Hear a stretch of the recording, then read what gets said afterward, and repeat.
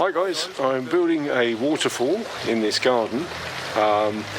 Just dug the reservoir, ready to put the liner in, but first of all I'm going to start thinking about shaping the actual waterfall cascades with the loose soil behind me, which I'm then going to compact really well to make sure that the rocks are never ever going to move. So yeah, see you in a minute.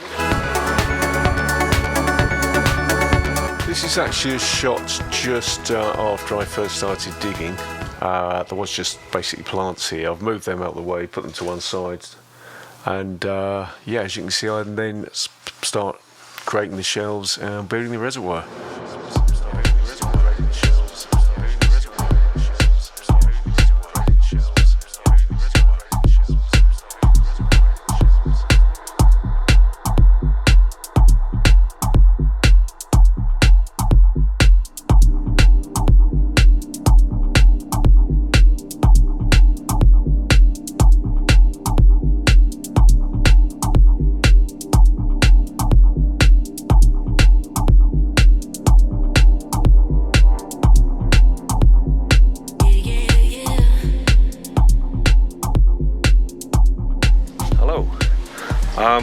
I'm just going to talk to you about edging. When you get an expert pond or water feature contractor, one of the things we're always looking for is these edge areas like this by the patio. This is just the kind of area water can escape because you've got rocks, a sudden level drop meeting there with the patio, and water can very easily find its way beyond the liner. So what I'm basically saying is be particularly careful in these kind of edge areas, especially where there's sudden drops.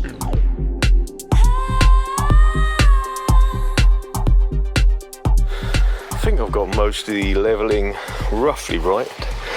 I'm just making sure now that the reservoir, volume of water in the reservoir is sufficient to provide enough water for the entire waterfall, to include little pooling areas like this, which I love to do. This pooling area will be a permanent pool, meaning if there's a power failure, this pool will retain its water, because I don't want it all flooding down into the reservoir, and potentially, if we've had heavy rain as well, overflowing the reservoir. So yeah, just making sure the amount of water in transit is good relative to the size of the reservoir. So I think we're on what, day 2 and a bit now? Yeah.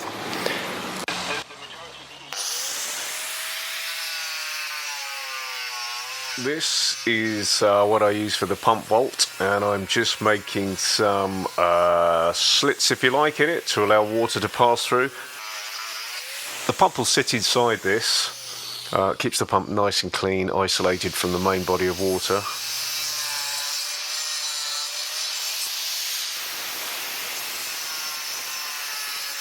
And here I'm making an opening for the pipe work, which will come out the top of the pump vault.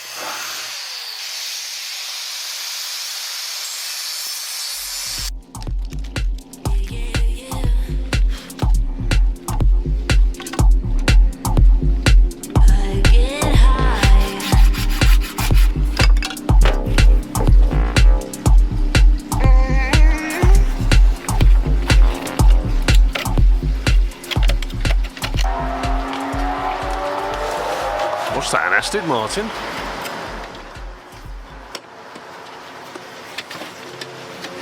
Just adding a little bit of electrical tape to the hose tail, just helps the hose connect better join. That was rather cheap and nasty hose. This is the quality hose I like to use. I was just showing the other stuff as a sort of guide what not to use.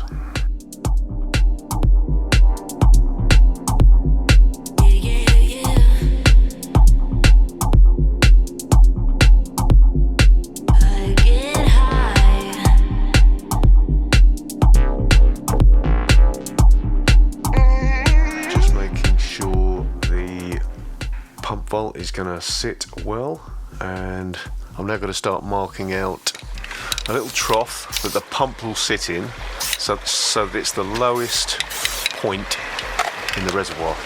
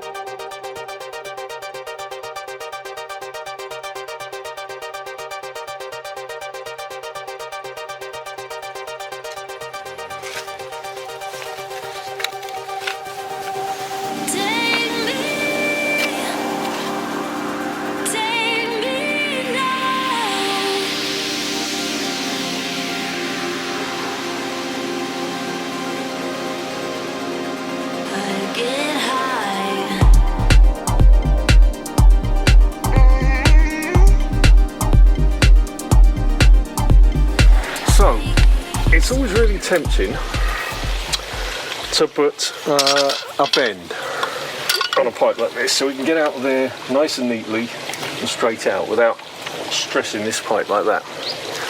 But the problem is, I've looked at research, and as soon as you start adding kit like this into a plumbing system, you markedly slow down the flow, and it can actually reduce the life of the pump.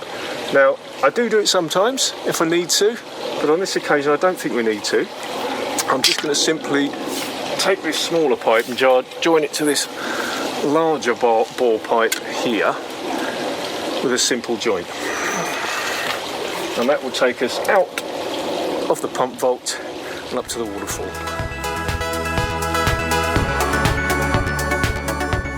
I'm not sure why I say waterfall instead of waterfall. My wife's always picking me up on this.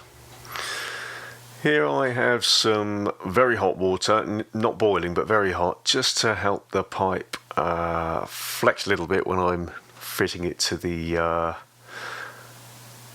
fittings and valves. Using a larger pipe, not straight from the pump, that would be very difficult to bend a very large pipe. Plus, I'm going to be honest, I ran out of small pipe.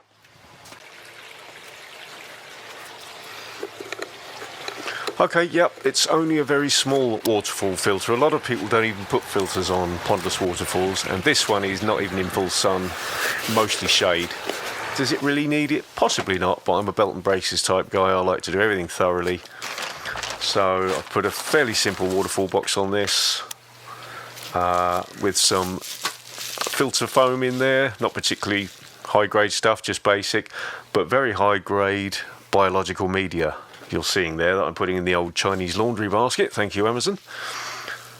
And that goes in the top because that will be inhabited by billions of beneficial microorganisms that help clean the water.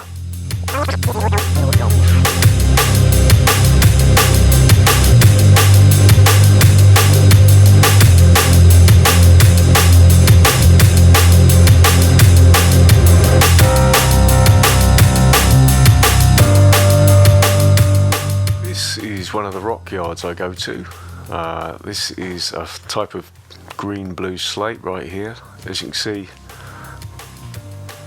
we've now got, what's this? That's another type of slate which has all sorts of interesting colours in there. What I'm always looking for is several different categories of stone. So you've got your quite large feature stones, like some of these here in front of me, which you can imagine water cascading down there.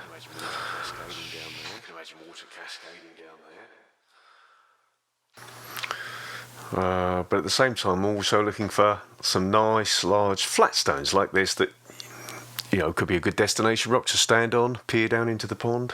What's this? I think this is York stone or local sandstone, I forget.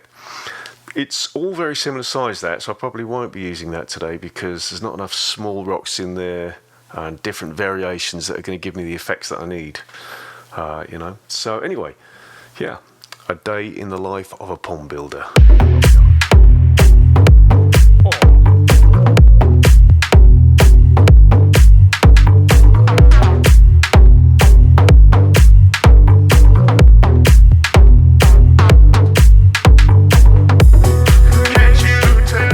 I like to get all the Reservoir, why can't I say that properly? Reservoir?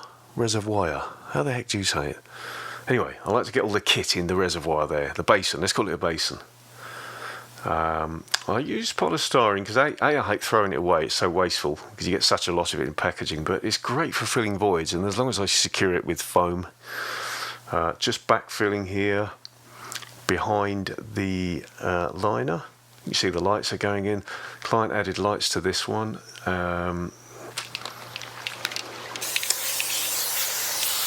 Here I'm just spraying out the rough direction I want each cascade to run in, because it acts as a good reminder, because sometimes you forget and you end up pointing the water the wrong way and you have to rectify it.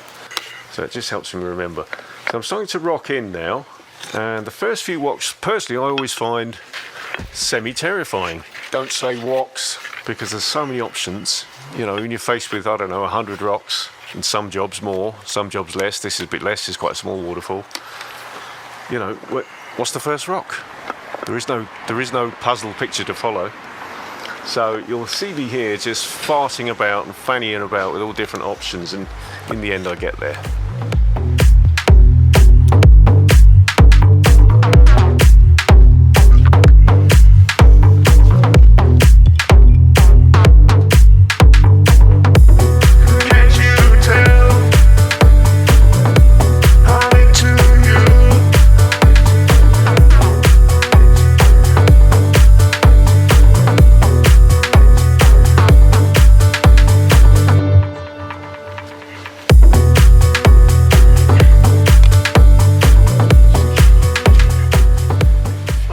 Telling me that's flat. What do you think?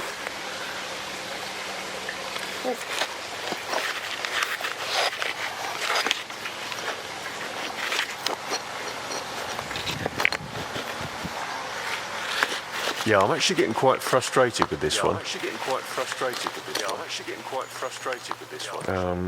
As you'll see, I end up doing something completely different, and there it is.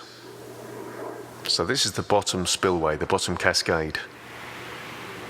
Absolutely essential that all the levels in this area are spot on in every direction, not just one direction, in every direction, otherwise you get weird water effects.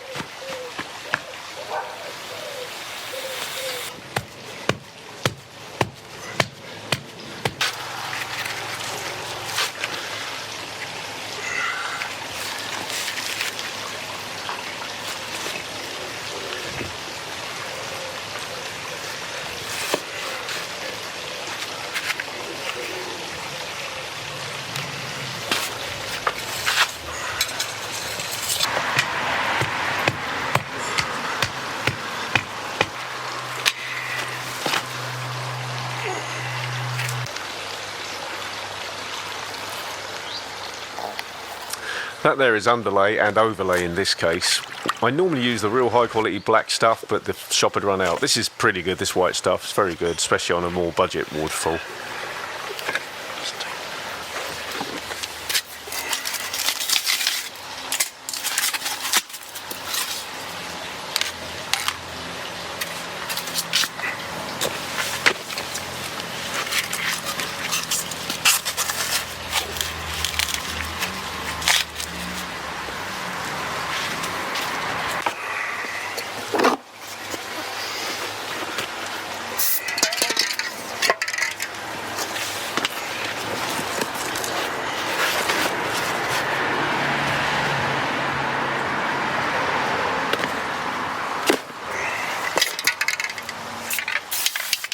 You'll notice that I keep everything inside the liner. Pipes, waterfall boxes, the lot. I don't always, but I generally do. Okay, I know not everyone does. We've all got our own different ways of working. I just love everything inside the bag. That way I know there's no possibility of any kind of pipe leaks, plumbing leaks. It's just cheap insurance as far as I'm concerned.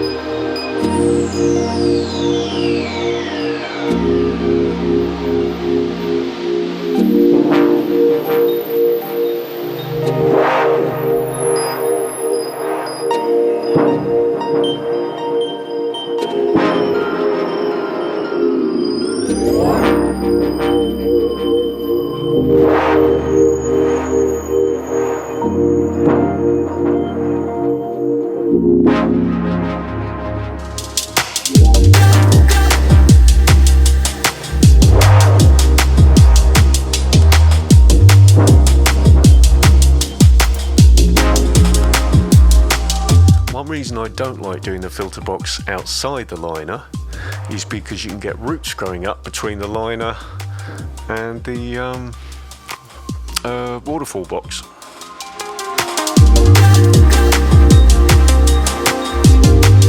So I do a lot of wet testing before the waterfall is finished. Yes, you can see the water's going under the rocks here because I haven't put any waterfall foam in yet. but I just want to know roughly where the water's going at this stage.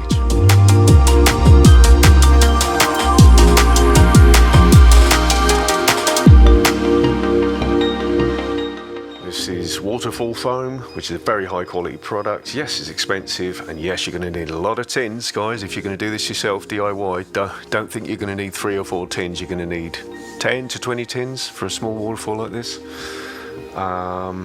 Sometimes I use the gun professional waterfall, which you fit a gun to, but I always get through so many of those guns. You know, I find it a bit of a waste. So, quite happy to use the ordinary cans without the guns. Just the idea of the waterfall foam is to direct the water, help secure the rocks, the whole thing, make it a lot more solid. Much better than using cement. Cement's so old school, and you can't adjust it once it's hardened, and then you test your water and you realise your flow's all wrong, it's not pretty enough, it sounds wrong, there's nothing you can do about it. Plus, if you get problems later, you've got to break the concrete out. Much better to use waterfall foam. Easy to make changes later, much easier to sort a leak. Not that I ever get leaks, but nice to know.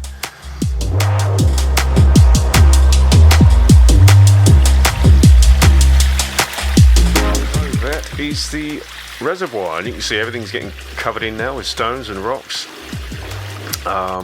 Just going to get the hoover down here and clean some of the silt out that's built up while I've been working. I don't have to do things like that, I just like to. I'm very thorough. Just doing a little bit of pipe work and plumbing.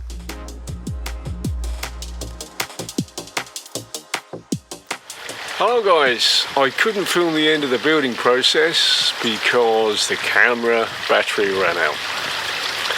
Typical. And now it's been raining, but anyway, I've come back to see the beast, so without further ado, let's have a look at her.